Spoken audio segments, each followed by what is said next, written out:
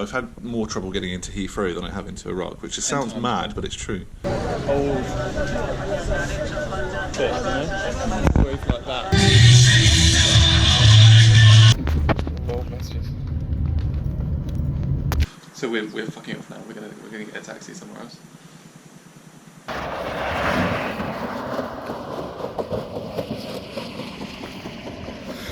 Fucking 40 degrees, even though it's about 9:30 a.m.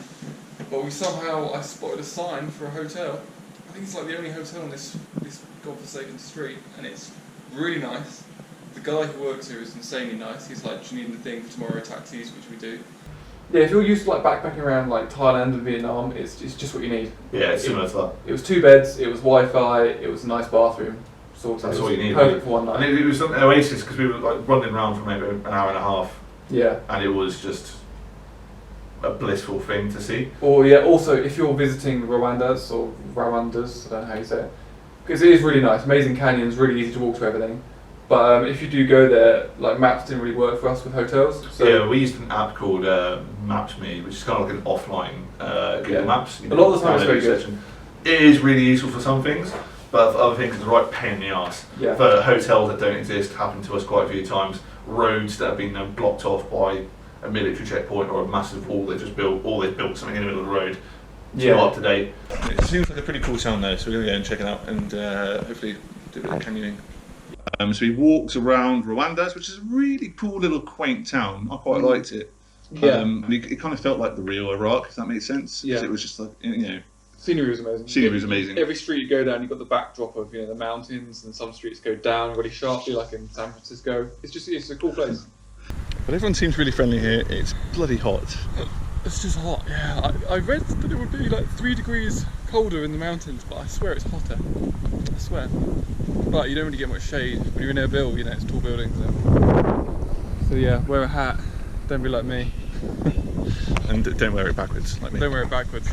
Just do the opposite. Well, to be fair, it's preventing burn on my neck. So there's 2 canyons either side of it. So we went to one, which is essentially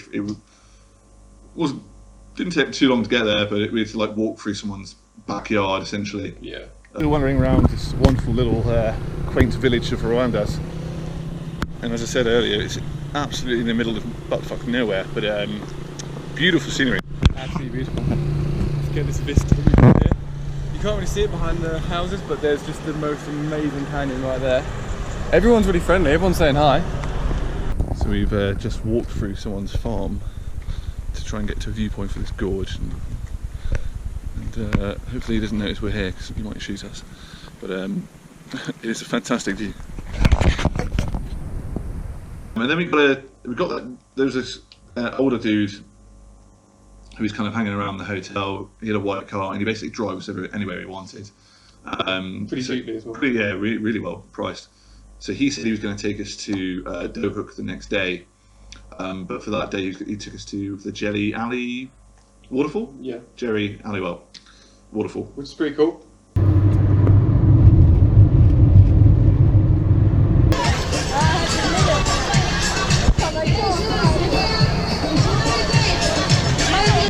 Made it to Jelly Alley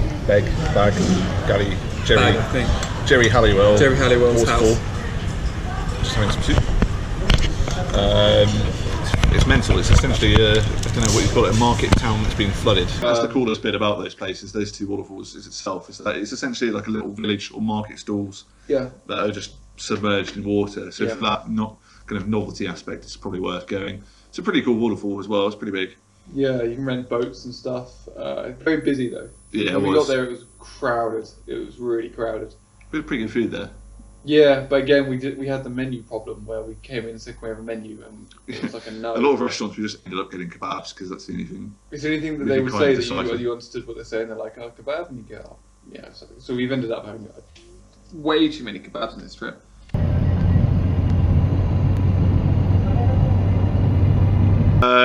So the same guy, he said, "Oh yeah, tomorrow I'll take you to Dohuk."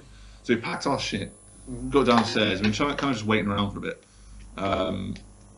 And then we got in his car, and we're like, "This trip is just getting easier and easier. It's working out really well." Yeah, straight from the hotel, off with this one guy, but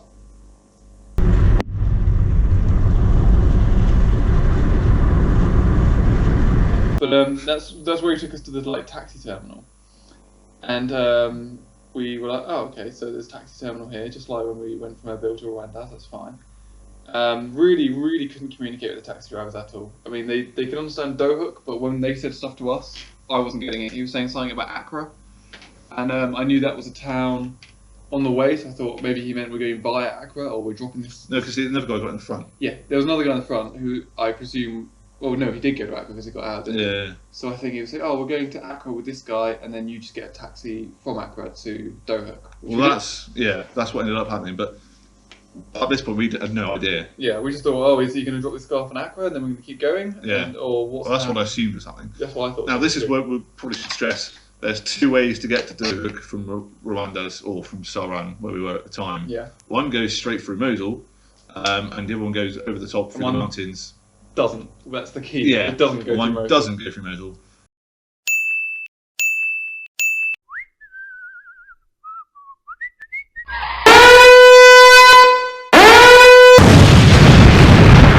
Avoid at all costs. Avoid at all so costs. we were shitting it, well, you were especially, because you kept saying, we've got to make sure this guy doesn't take us through Mosul. I wasn't too bothered. The adventurous side of me wanted to kind of just get a glimpse of it. Yeah, but the thing is, if we went to Mosul, the main thing would be that we'd have to cross an Iraqi checkpoint, so we wouldn't have the right visa. And if we don't have the right visa and we're found there, then it would get very complicated. On our way to Dohuk, we thought it was going to be one driver taking us, and now we've been in and out of about to be 3 different cars. So we're somewhere between. I think we're in Accra. We're in a place called Accra, somewhere between, in the middle of Iraq, essentially. Told us to get out, and we're like, okay. So we just assumed, because we already changed taxis once, that we're going from this one into another one. So he told us to chuck our bags into the back of another taxi. Now, felt great. we got quite big bags. So I chucked my bag, we both chucked our bags in, but I chucked my smaller bag in, which would end up to be a mistake, and we'll tell you why. Catastrophic mistake. Catastrophic mistake. We put our bags in the taxi. Yeah. Just waiting. So we've been guided into this hut. I'll be glad to get to Dohuk. Yeah. We were playing Countdown on Ollie's phone, and I looked to the right and I just noticed the car pull away. And then it went, and I wasn't immediately like, oh my god, the car's gone. I thought, okay, maybe he's gone to pick someone up and he's going to come back here afterwards, and then we'll go. But then they said, right, Dohuk. We got out and got led to like a car park, like about a 10-second walk, just literally a few doors down. And then they brought us out of the car and said, Dohuk. Like, as if, come on, get in, we'll go to Dohuk. And I immediately knew it wasn't the same car. It just looked different. Well, luckily you had the initiative to look in the back. Our bags weren't there. I was like, let me look in the back. He said, no, you've only got a little bag. You can go in the front. You can put it on the seat. I was like, no. Just open the boot. And I opened the boot, and it was like, surprise, surprise. There's nothing in there. There was no bags or anything. What's happened is we were travelling from Rwanda's to Dohuk via a bunch of taxis, and we kept chopping and changing taxis for some reason. We got to a place called Accra in the middle of Iraq. It's pretty near. It's like so close to Mosul that it's not even funny. Yeah, it's pretty close to Mosul, which is obviously not an ideal place to go to. Anyway, we were told to wait in this cafe thing, and our bags fucked off in another taxi somewhere else. So now, luckily Will's got his passport and some money. I've got fuck all. I've got my phone and a GoPro. That's it. Two essentials, the two main food groups. Oh, it's true. I've been opening my bag. I've got my passport, my belongings, my camera, anything I really care about is floating around the middle of Mosul. We had to mime like, we had bags, where are they now? And then the guy was like, one guy kind of got what we meant. I guess he saw us arrive with our bags. Yeah. And he took us, and our bags were sort of en route to Mosul pretty much. They were heading left. Left. They were heading west. Yeah. And we just sort of chased this other taxi down. But on the way, he stopped. He's just walking into he's just gone into a TV shop. Is he going to buy a plasma to find our fucking bags? So then, I think this guy said get in, and then we did get in without any of our stuff. Yeah. And we kind of knew that maybe he knew where our bags were. So we took the gamble and it paid off. Yeah, we met up with the guy at the side of some motorway, and we switched over the bags. But the thing is, the guy who was taking us, a lovely guy, really lovely guy, but he didn't speak any English either, so he could have just as easily gone. Like we kind of knew he was taking us to see this guy, but at no point did he say, right, we're going to go meet the guy and get our bags back.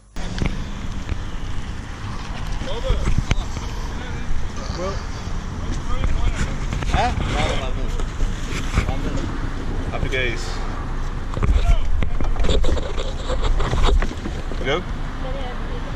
2. Okay, we've got our passports back, or I've got my passport back and our bags. Thank fuck. And now, turns out the taxi driver's a big fan of New Order. Turns out they weren't trying to rob us. It was just a genuine mistake. Yeah, and it was pretty awesome. And then the taxi ride from that guy to Dohuk was legendary. It was mental. Just keep it real, 'cause we can make it.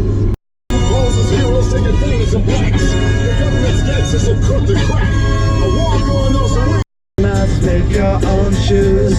Stop dancing to the music. After dancing, have the mood. Keep my way on the boat. Music that we found. It's the music that we found. It's the music that we choose. It's the music that we choose. It's the music that we choose. It's the music that we choose. It's the music that we choose. If you've seen the film Blazing Saddles, Yeah. you'll know what I mean when he goes through the horse We're in not that sore town. thumb, we're two big white thumbs. Get the cool to shine.